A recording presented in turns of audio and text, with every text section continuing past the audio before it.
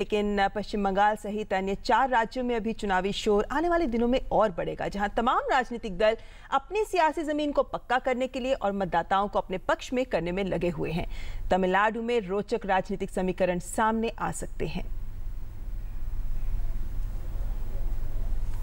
असम में आज आखिरी दौर के मतदान के साथ चुनाव का कोलाहल शांत हो गया, लेकिन अब चुनावी गतिविधियां अन्य राज्यों में जोर पकड़ रही हैं, जहां आने वाले दिनों में मतदान होना है।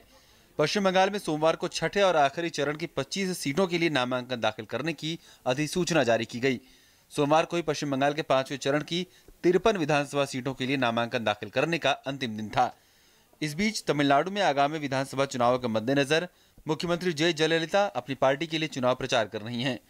इसी क्रम में सोमवार को जयललिता ने बाढ़ प्रभावित कडलूर जिले के विरुधाचलम में चुनावी रैली को संबोधित किया। इससे पहले रविवार को पार्टी के चुनाव प्रचार अभियान की शुरुआत करते हुए जयललिता ने तमिलनाडु में चरणबद्ध तरीके से शराबबंदी लागू करने का आश्वासन दिया था। प्रधानमंत्री नरेंद्र मोदी अगले महीने तमिलनाडु में चुनाव प्रचार के लिए जाएंगे, जहां 16 मई को विधानसभा चुनाव होने हैं। भाजपा इस बार अकेले ही चुनाव मैदान में है। पीएमके ने 45 उम्मीदवारों की पहले सूची जारी की, इनमें 3 महिलाएं हैं। इस बार पीएमके अकेले ही 234 सीटों पर ताल ठोक रही है।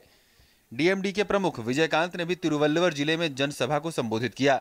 डीएमडीके नेतृत्व में तीसरे मोर्चे ने रविवार को ही अपना सामूहिक चुनाव प्रचार शुरू किया था, लेकिन इस मोर्चे के लिए भी मुश्किलें कम नहीं हैं। विजयकांत के पीपल्स वेलफेयर फ्रंट के साथ हाथ मिलाने के फैसले के खिलाफ खड़े हुए विधायकों के विद्रोही गुट द्वारा बनाई गई नई पार्टी मक्कल डीएमडीके ने रविवार को कहा कि वो डीएमके के साथ मिलकर काम करने को तैयार है, अगर करुणानिधि या स्टैलिन उन्हें आमंत्रित करते हैं।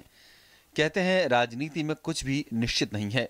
आने वाले दिनों में पश्चिम बंगाल, केरल, पुडुचेरी और तमिलनाडु की राजनीति भी चुनावी सियासत के बीच किस रंग में दिखेगी, इस पर सबकी नजरें रहेंगी। News night desk, DD news.